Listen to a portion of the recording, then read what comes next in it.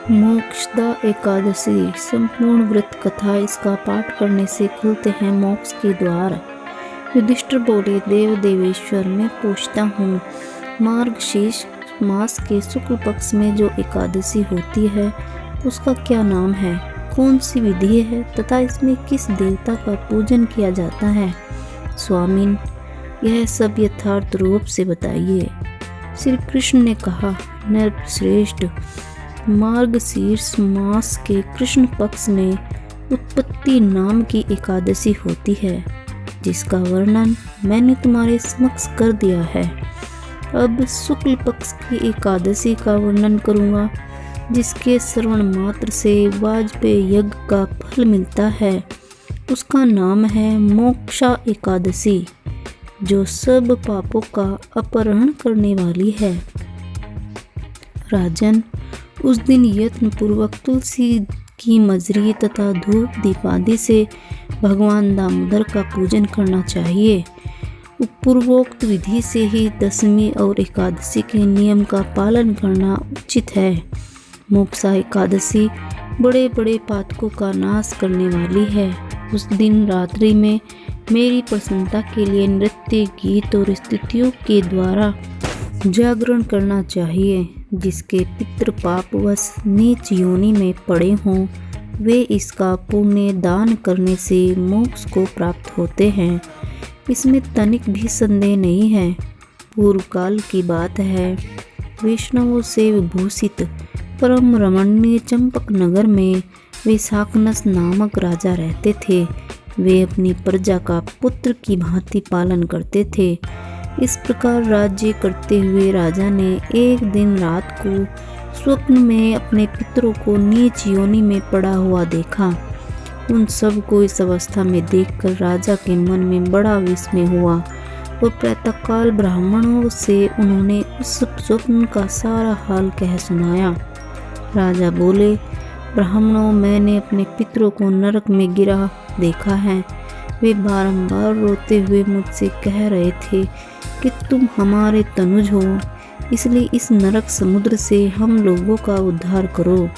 द्विजवरों, इस रूप में मुझे पितरों के दर्शन हुए हैं। इससे मुझे चैन नहीं मिलता। क्या करूं, कहाँ जाऊं? मेरा हृदय रुंधा जा रहा है।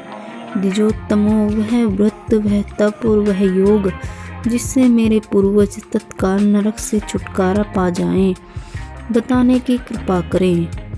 मुझ बलवान एवं साहसी पुत्र के जीते जी मेरे माता पिता घोर नरक में पड़े हुए हैं, अतः ऐसे पुत्र से क्या लाभ है? ब्राह्मण बोले, राजन, यहाँ से निकट ही पर्वत मुनि का महान आश्रम है। वे भूत और भविष्य के भी ज्ञाता हैं। नरश्रेष्ठ, आप उन्हीं के पास चले जाइए। ब्राह्मणों की बात सुनकर महाराज वैशाखनस शीघ्र ही पर्वत मुनि के आश्रम पर आ गए और वहां उन मुनि श्रेष्ठ को देखकर उन्होंने दंडवत प्रणाम करके मुनि के चरणों को स्पर्श किया। मुनि ने भी राजा से राज्य के सातों अंकों कुशल पूछी। राजा बोले, स्वामी, आपकी कृपा से मेरे राज्य के सातों अंग सकुशल हैं, किंतु मैंने स्वप्न में देखा है कि मेरे पितृ नरक में पड़े हैं। अतः बताइए, किस पुण्य के प्रभाव से उनका वहां से छुटकारा होगा? राजा की यह बात सुन मुनि श्रेष्ठ पर्वत एक मुहूर्त तक ध्यानस्थ रहे। इसके बाद वे राजा से बोले, महाराज, मार्गशीर्ष मास के शुक्ल पक्ष में जो मोक्षा नाम की एकादशी होती है, तुम सब लोग उसका व्रत करो और उसका पुण्य पितरों को दे डालो। उस पुण्य के प्रभाव से उनका नरक से उद्धार हो जाएगा। भगवान श्री कृष्ण कहते हैं, युधिष्ठिर, मुनि की यह बात सुनकर राजा पुनः अपने घर लौट आए। जब उत्तम मार्गशीर्ष मास आया, तब राजा वैशाखनस ने मुनि के कथानुसार मोक्षा एकादशी का व्रत करके उसका पुण्य समस्त पितरों सहित पिता को दे दिया। पुण्य देते ही क्षण भर में आकाश से फूलों की वर्षा होने लगी। वैशाखनस ने पिता पितरों सहित नरक से छुटकारा पा गए और आकाश में आकर राजा के प्रति यह पवित्र वचन बोले, बेटा, तुम्हारा कल्याण हो। यह कहकर वे स्वर्ग में चले गए। राजन, जो इस प्रकार कल्याणमयी मोक्षा एकादशी का व्रत करता है, उसके पाप नष्ट हो जाते हैं और मरने के बाद वह मोक्ष प्राप्त कर लेता है। यह मोक्ष देने वाली मोक्षा एकादशी मनुष्य के लिए चिंतामणि के समान समस्त कामनाओं को पूर्ण करने वाली है।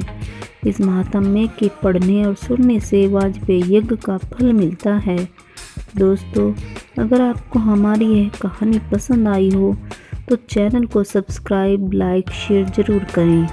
आपको हमारे चैनल पर ऐसी ही ज्ञानवर्धक कहानियाँ मिलती रहेंगी। कहानी सुनने के लिए धन्यवाद। मिलेंगे एक नई कहानी में, तब तक के लिए नमस्कार।